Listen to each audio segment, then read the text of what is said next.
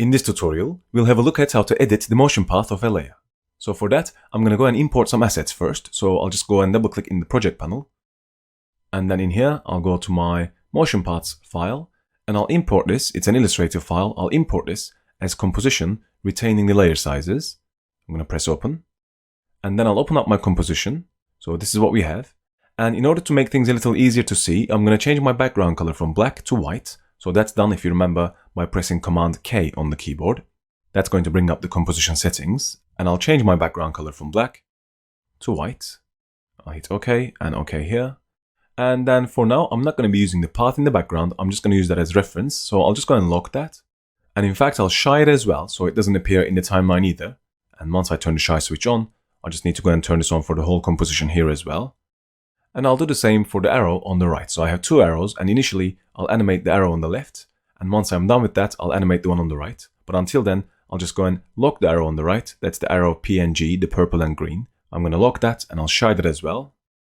So it's visible, but we can't really click on it or do anything with it. So the only thing I can see in the timeline now is the red and yellow arrow. What I want to do now is to animate the position of this arrow to go from left to right. And as it does that, of course, it's going to need to follow the path. So it will curve here, and then it will follow another curve, and then another one. Then eventually it will leave the path. And for that, we need to animate the position. So let's go and press P on the keyboard. That's going to reveal position. And making sure I'm at the beginning of the timeline, I'm going to select the arrow and then click and drag this off screen somewhere here. And I'll actually keep the arrow on the left lane. So I'm just going to move it here. And I'm just going to go and keyframe this. And I'll go forward by 1 second. So I'll just jump here to 1 second. And then I'll move the arrow from here up to here. And by default, you'll see that the layer follows a straight line. This line here that we are seeing is called the motion path. Now, if you had the third keyframe and the arrow goes to somewhere else on the third keyframe, like here, you're going to automatically curve this path. So let's have a look. Let's go to 2 seconds. And then I'm going to click on the arrow and then drag it down. And you see right away, the path is now being curved. It's not a perfect match. We'll make that look better in a second. But let's continue to the 3rd second here. And then I'll click on the arrow again. And then maybe move it up here and off screen above the lane there. Great, now we have an animation. If I go and play this back, if I just rewind and then hit spacebar to play it back, this is what we have. So it's following the path I just created, but not this blue path here perfectly. So let's go and see how you can make that perfect. Firstly, if you can't see this path clearly because of the color, you can simply go and change the color of the label. If I just go here and maybe make this a brown color or orange maybe, it's going to stand out a little more. And there we can now see the path clearly. These squares that you're seeing here are the actual keyframes. In fact, if I go and click on one of these, you'll see that the keyframe here gets selected. That's the 3rd keyframe. This is the 1st one. This is the 2nd one and so on. And the individual dots that you're seeing here are the actual frames. So if you were to actually count these dots, you'd work out how many frames there are in between the 2 keyframes. So if you go 1, 2, 3, 4, 5, 6, 7 and so on, eventually you would end up with 25 frames. That's the duration between the 2 keyframes, 25. And as well as seeing these tiny dots and the squares, you may also be seeing these slightly larger dots here. These dots are called the Bezier handles. Now the Bezier handles are there to control the actual curvature of the path. Now, if you can't see them, or in fact if you can't see the motion path at all, first make sure that the layer is selected. You see if I deselect the layer just by clicking somewhere empty here, the motion path disappears. And if I just go and select the layer again, the motion path reveals itself. And if you want to see those little handles to control the curvature of the path, you need to click on a keyframe. For example, if I want to control the curvature here, I would need to go and click on this keyframe, and that will reveal the 2 handles on either side of the keyframe. Now, in order to control the curvature, all you would need to do would be to click on these dots and then drag them. And you see as I drag this one on the left up and down, the opposite one, the one on the right, also drags up and down in the opposite direction. So as I go down with this, the one on the right goes up. And as I lift this up, the one on the right goes down. So the 2 are linked to each other, and that's for good reason. That's to keep this curve as smooth as possible, so you don't have any bumps on there. But sometimes you want to break that curve manually, and you do that by holding down on the keyboard the Alt key, then clicking on these, and you see when I hold down the Alt key, the 2 are not linked to each other anymore. So that's how you break the link between the 2 points. I'm going to undo that by pressing Command Z, so they're linked again. I'm going to go and try to create a curve that matches the curve of the path. So I'm going to click on this, and then drag this, making sure all the while that this line stays above the path. So it's on the left side of the path. So it's on the left lane per se. So I'm going to go click on this as well. This is the one for the 1st keyframe. I'll just drag this one towards right. And perhaps I can drag this one further left. And I'm just going to keep doing this until the curve lines up pretty much perfectly. So I'll just keep doing this here, and then maybe bring this down a little bit like that. And I think that's done the trick now. So this is following that path pretty much perfectly.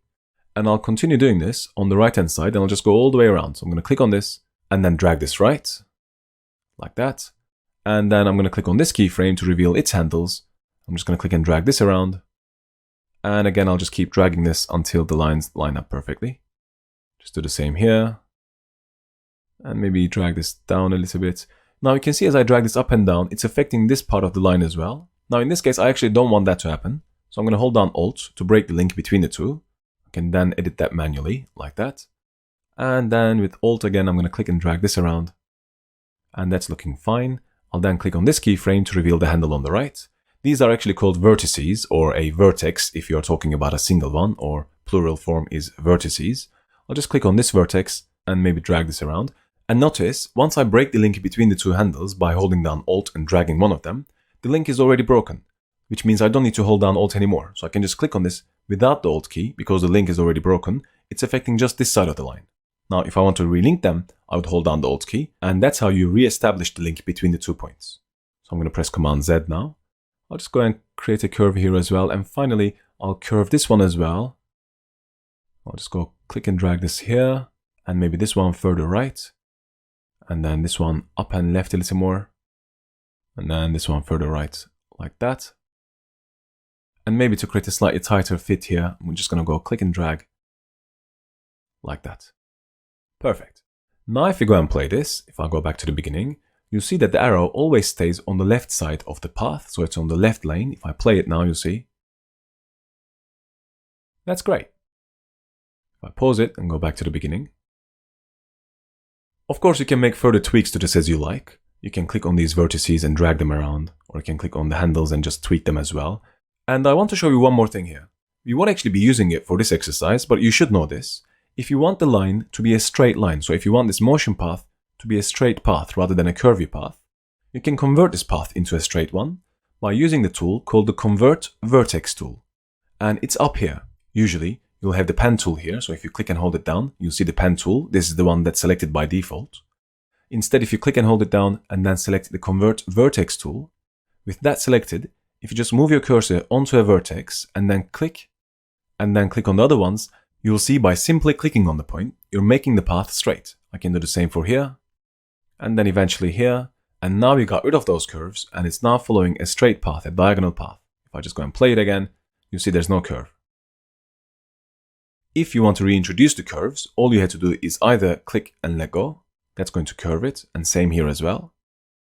Or if you want to introduce the curve and edit it at the same time, you can just click and drag rather than just clicking. So we don't click and let go. So up here again, let me show you. You don't just click and let go. You click and drag to create the curve on the fly. I'm going to press Command Z a couple of times until the curve we had comes back. It's here. And I'll go back to the beginning and just check that this is working. And in fact, it is. If you wanted to edit this path further, you could actually use the same tool here, the Convert Vertex tool. Or in fact, you can use your pen tool. We'll talk about the pen tool in more detail when we talk about masking. If you get the pen tool, if you move your cursor with the pen tool anywhere on this path, you see you'll have a little plus sign next to the cursor. That means you can now click and add a new vertex. It's going to be called a vertex here. And down here in the timeline, you've just created a keyframe. Because remember, all these vertices relate to a keyframe. So if I go and click here, that's going to create a vertex on the path, and that in return is going to create a keyframe on my timeline. I can do the same here as well. If I just go click here, I can then move this around. So if I get my selection tool, I can move these points like I did earlier. And this is changing the position of the vertex or the keyframe. So I can just click and drag this. Having more keyframes will of course give you more control, but it might make things a little more fiddly. So keep an eye on that. And you want to create just as many keyframes as you need, no more. I'm just going to click and drag these around. And by adding more keyframes, you can control your path much more precisely. If you want to delete these points, all you would need to do would be to select them and then press delete on the keyboard. And then you would need to go and readjust the curve. Or you can delete a keyframe here, and when you delete one, you're also going to delete the vertex here. So if I, for example, go and select this one, and then delete, you see that this one will disappear. So I'm going to go back again by pressing Command Z. When we play this back, you see that the arrow is moving from left to right, but it isn't pointing in the right direction all the time. So for example, as the arrow goes from here to here, we would expect it to point up and towards right a little bit, and as it's coming down from that curve, we would expect it to point down and right. Now one way of doing that, a long way of doing that, would be to animate the rotation. So if I go press Shift R to reveal rotation as well, I can animate the rotation and keyframe this. So it looks down here, then I can keyframe this, then go forward, and at this point it looks further down, and then go forward again, and at this point it looks further down, and then go forward, and then at this point I would need to change the direction. And this is a tedious way of doing it. Instead, there's an automated way. Let me go and reset this back to 0. The automated way is called Auto Orient.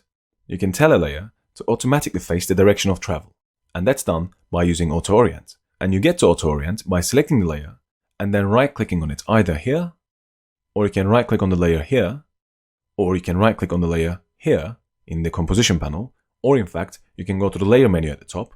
You can get the same menu options in all cases. And then you come down to Transform, and right at the bottom of this list is Auto Orient. The shortcut is Command, Alt, and O. If I now go and click on this, it gives us two options here, Off, which is the default one, or Orient Along Path. So if I turn this option on where it says Orient Along Path, and if I hit OK, you'll see now that the arrow, as it travels, will rotate as well. So if I now go back, you see that the orientation updates as the arrow goes from left to right. So it points up here, then at this point it points down, and it goes back up again, and so on. So this means we don't have to keyframe the rotation at all. We can just simply tell it to face the direction of travel. And this is great, because if I now go and update the motion path for whatever reason, for example, if I click on this keyframe and then drag this around, you'll see the orientation of the arrow will change. So if I now change this, and if I let go, you see as the arrow goes through there, it's going to change its orientation again. So this effect remains on the layer, almost like a live effect, which means every time you update the motion path, it's going to update the orientation of the layer.